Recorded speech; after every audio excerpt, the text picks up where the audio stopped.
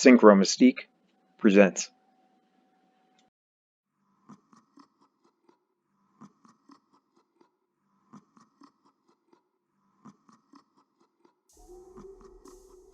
In part 1, we started off with a conversation about the mask as a symbol, springboarded by a New York Times article. That launched us into a wide-ranging discussion that culminated in the topic of alchemy, specifically the red stage and its associated emblem of the pelican, also courtesy of the same New York Times article. I concluded that presentation with a question about the precise nature of what appears to be some sort of far-flung hermetic occultic initiation process facilitated by the mainstream media. Picking things up, I'll begin with Rudolf Steiner. In his 1908 book, The Way of Initiation, Steiner writes about opening oneself to spiritual influences by means of silencing your urge to agree or disagree with information that you hear. He recommends adopting the practice of listening uncritically and impersonally, completely divested of your own opinions and feelings. He says, quote, "For the sake of practice, the student is obliged to listen to the most contradictory thoughts and at the same time to suppress all assent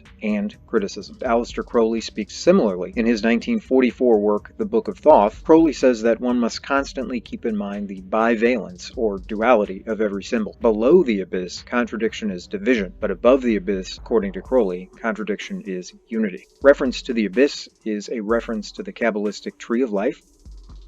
But I don't want to get too far into these matters, since I'm not entirely sure that there is anything comprehensible at the very bottom of them. As Balthazar Gracian once stated in his Art of Worldly Wisdom, what is not understood becomes overrated. 20th century American mystic Terence McKenna, in his video presentation The Alchemical Dream, also touches on contradiction, stating, quote, "Meaning lies in the confrontation of contradiction, the coincidentia oppositorum." The coincidentia oppositorum, the coincidence or the conjunction of opposites, sometimes symbolized by the sexual union of the male and the female, and sometimes symbolized logically by the contradiction. George Orwell, real name Eric Blair, known for his works 1984, Animal Farm, and many others, introduced numerous words into the English language, including memory hole, newspeak, thought police. But the word that I'm concerned with here is doublethink, the acceptance of two contradictory ideas or beliefs at the same time. In 1984, Orwell describes doublethink that basically consists in holding simultaneously two opinions which cancel out, knowing them to be contradictory, and yet believing in both of them, to use logic against logic.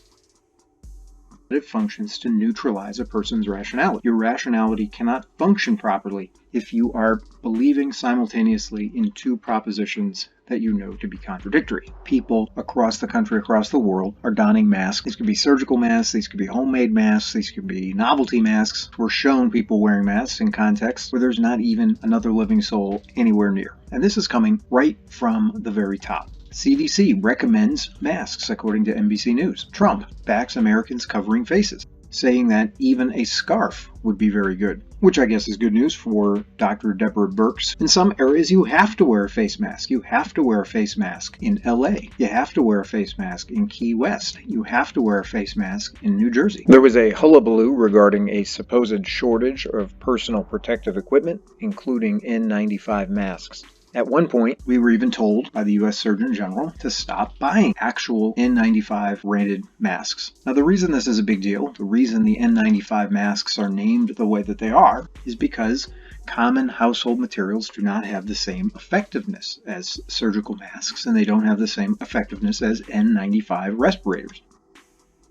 N95 masks have that name because they are effective at collecting at least 95% of various material when they are tested. So N95 filters at least 95% of airborne particles. And this isn't happenstance, this is due to the performance parameters of the mask. Fiber diameter, porosity, filter thickness, all of these come together to make the mask 95% effective in a certain range of conditions. But according to The Guardian, face masks other than N95 masks cannot stop healthy people from getting COVID-19, according to the World Health Organization. And they give a number of reasons why this is the case. Masks could create a false sense of security because the virus can still enter in through the eyes. Additionally, people can contaminate themselves when they adjust, remove, or dispose of their masks. In short, cloth masks and poor quality surgical face masks will not filter fine respiratory droplets and certainly not aerosols.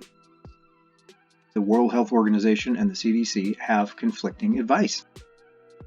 National Public Radio weighs in on this question. Since the beginning of the pandemic, Americans have been told by CDC not to wear masks. So what can a mask do and what can't it do? For those people who advocate wearing masks, they'll say that they stop people from touching their face as much, even though they admit that cloth masks and even surgical masks won't keep out tiny viral particles. The University of Minnesota reports that the data do not back cloth masks as being able to limit COVID-19. There is no evidence that they impede the spread of the disease, and that is according to the National Academy of Sciences. The ABC News has a very peculiarly titled article, "Do-It-Yourself Masks May Not Protect You from COVID-19, but Here's Why It's Smart to Wear Them Anyway." And in the article, they basically admit that wearing a mask probably won't protect you, and yet they say this doesn't mean you should ignore the CDC's recommendation to wear one. So they won't help you, but you should wear one. And they indicate that you can actually protect those around you by wearing a mask and that they will protect you in turn. But this is curious. If we go back just a little bit further, we actually find Forbes reporting in actually a mocking sort of a way, no, you don't need face masks to prevent coronavirus. Then they add the very important addition that the masks might actually increase your infection risk. If you wear them incorrectly, you can increase your risk of infection because you are touching your face more often. So you have to wear a face mask. The CDC recommends that you wear a face mask, but they might not be effective. They might prevent you from touching your face. But on the other hand, they might cause your risk of infection to go up because you'll be touching your face more often. Well, here's another contradiction. Bill Gates wants to vaccinate 7 billion people. But why? I thought population growth was the problema numero uno in the world. Wouldn't coronavirus, if it were deadly, solve this problem? The World Health Organization and the CDC have conflicting advice. Not just between themselves, but also in terms of the advice that they gave as of a couple of weeks ago compared to advice that they're giving now. In a New York Times article dated March the 17th, 2020, we read that the surgical mask has become a symbol of our time. Masks have a double function: to stop germs and to transform people into scientifically minded citizens. In Penguin's Dictionary of Symbols, we likewise read that at regular intervals, masks breathe fresh life into the myths which claim to explain the origins of the customs of daily life. In other words, they perform a social function. They remind you of why things are the way they are. Why are we locked in our houses? Oh yeah, the mask. Oh yeah, coronavirus. Now I remember. I'm certainly interested in the fact that popular singer Billie Eilish was sporting corona-like masks in public and on stage many months before the current pandemic. I'm also interested in the fact that the 1989 revision of Dean Koontz's 1981 novel, The Eyes of Darkness, uses as a plot device a virus engineered in the Wuhan, China biowarfare laboratory. I'm also interested in the fact that Antifa, whose roots go back to at least the 1980s, rose to prominence in the early days of the Trump administration. I'm particularly interested because Antifa sported the facial coverings that have now become commonplace on the streets of the United States, and indeed around the world. Additionally, I am interested in the fact that at various places in the world, apparently fires are being deliberately set in order to, in the BBC's phrase, cause chaos in the wake of coronavirus. One of these fires actually is raging, or had raged, around the Chernobyl nuclear reactor remains in the former Soviet Union. This is particularly interesting since some of the Christian iconography around the Chernobyl area includes people wearing masks. National Public Radio, commenting on the coronavirus mask extravaganza, asked the question, do masks have other benefits besides just the question of whether or not they can prevent the disease? And they say, well, sure. They can function as visual cues, reminders, badges. They can be a sign that you want to do your part. They can give you a sense of security, like you're hiding behind a shield. They can be a warning. They can reinforce the cultural lessons, which is just what we've been going over. So there's a huge psychological component to this. Coronavirus anxiety is everywhere, and there is no cure. The human face is very expressive. To cover it can be deeply unsettling and alienating. So what is wearing a mask doing to us? Causing nightmares, causing anxiety, causing us to feel alienated from one another, creating a barrier between us and the world. Health.com, 5 pre-existing conditions that can make it harder to fight coronavirus. fear of the virus is driving anxiety, but then they make the remarkable claim COVID-19 can have a serious health impact even if you are not infected with the virus. Is it a virus of the mind? In Kubrick's movie Eyes Wide Shut, there are a number of masks that figure in the plot in a number of scenes. There is disagreement about what Kubrick intended to convey. Possibly it is merely an exploration of perennial, though pedestrian, themes such as marital infidelity, monogamy, and sexual fantasy. But other commentators insist that it provides a snapshot into the secret world of the Illuminati, where the filthy rich allegedly indulge in various forms of depravity. Indeed, one periodically finds various news oddities about decadent and outlandish high society get-togethers, some of which involve freakish masks, surrealist themes, hellish plot lines, and overtly sexual overtones. Given plot elements like this, even Newsweek couldn't help but notice the similarity between the representations in Kubrick's final film and the scattered, sordid revelations concerning the disgraced financier and sex offender Jeffrey Epstein, who also happened to hobnob with royalty, whether British or, analogically speaking, American.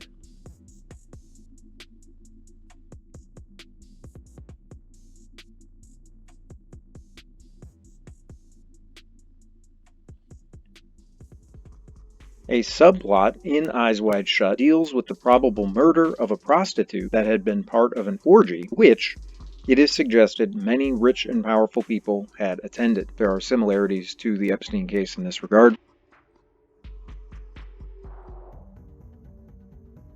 though it can hardly be said that Epstein was the only American involved with such goings-on. It appears to be all too common in certain corridors of the government, as well as on Wall Street, Hollywood, and in other places. In July of 2006, Jeffrey Epstein was invited to a masked ball at Windsor Castle.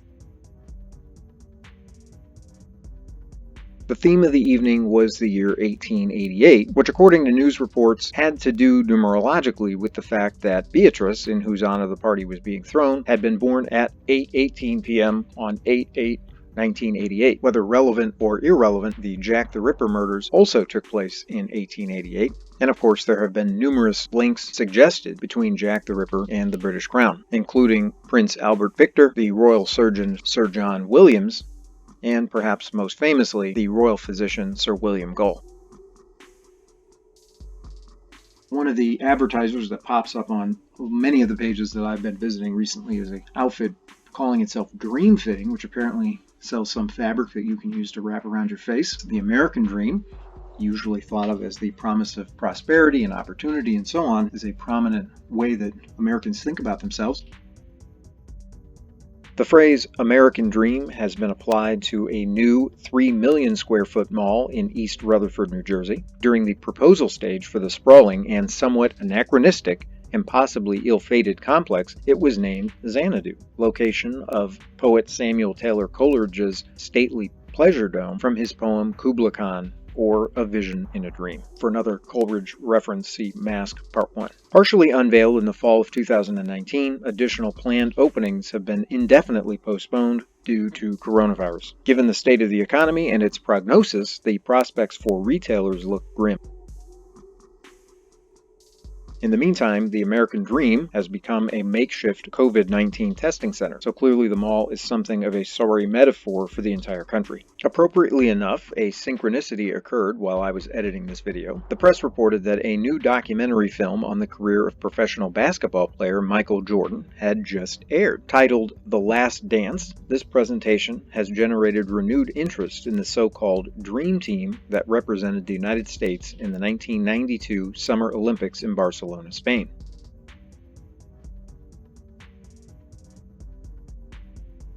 This obviously fits into the dream symbol pattern at the level of words alone, but also curious is the display of Jordan's Olympic jersey featuring the number 9, which according to 20th century British classicist Robert Graves is associated with nightmares. Another curious synchronistic news item, China has a dashing new hero for our coronavirus times, the mask hunter. The preposterous plot essentially follows this Chinese hero around Turkey to find masks and the material to make them. Turkey, and in particular Istanbul, have been known as a mecca for espionage and spycraft for many, many years. And Lin's associate calls herself Wake. Additionally, the couple was holed up at the Shangri-La Hotel. A Shangri-La is sometimes used as a synonym for utopia. Now, whether these words, wake, Shangri-La, are hypnotic cues or not, it seems clear that they fit into the general utopia and dream themes that we keep bumping into.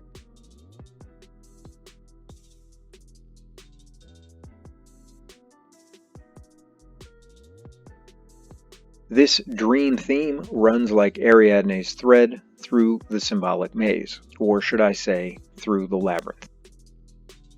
The movie was based upon a novel called The Dream Story.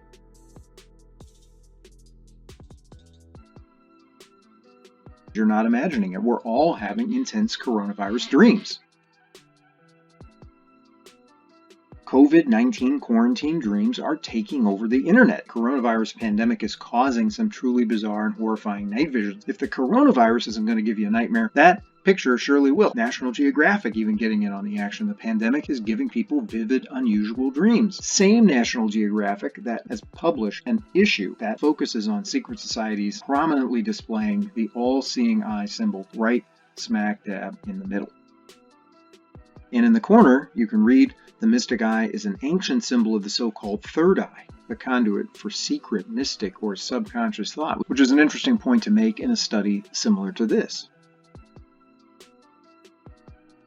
I covered the word mask, spelled M-A-S-Q-U-E, in part 1, but I wanted to touch on something here. So the mask, you'll recall, is a form of courtly entertainment, a pageant, if you like. It involves dancing, music, singing, acting, stage design, costumes. It was the Hollywood of its time, and it even, believe it or not, included the various stars of the day. Now, in that case, it would have been the kings and queens. In an article, The Legal Mask, written for the Oxford Handbook of English Law and Literature, we actually read that masks and revels at the Inns of Court, and the Inns of Court were the centers of lawyerly power at the time, that the masks and revels, they were public rituals designed to display the values with which they identified. Francis Bacon was well known for writing masks. World events, he says, are like masks, and theater educates people to virtue. If we think of theater as educating us, then we have to ask ourselves, what are the lessons that are being communicated? Contagion. Nothing spreads like fear. Coronavirus has an impact on people's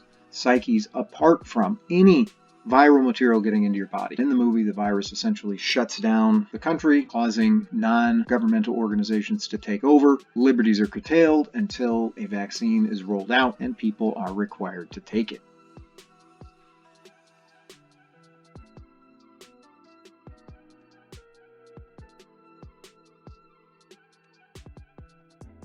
Famous question, does life imitate art, or does art imitate life? Different thinkers have come down on different sides. Oscar Wilde seems to think life imitates art far more than art imitates life. Who is this? Gwyneth Paltrow. Is this a still from the movie? No. This is from a few weeks ago. She tweeted this en route to Paris. If movies are being used to run our psychic temperatures up, we have to ask ourselves what lessons are being communicated. Try to remain calm if you can.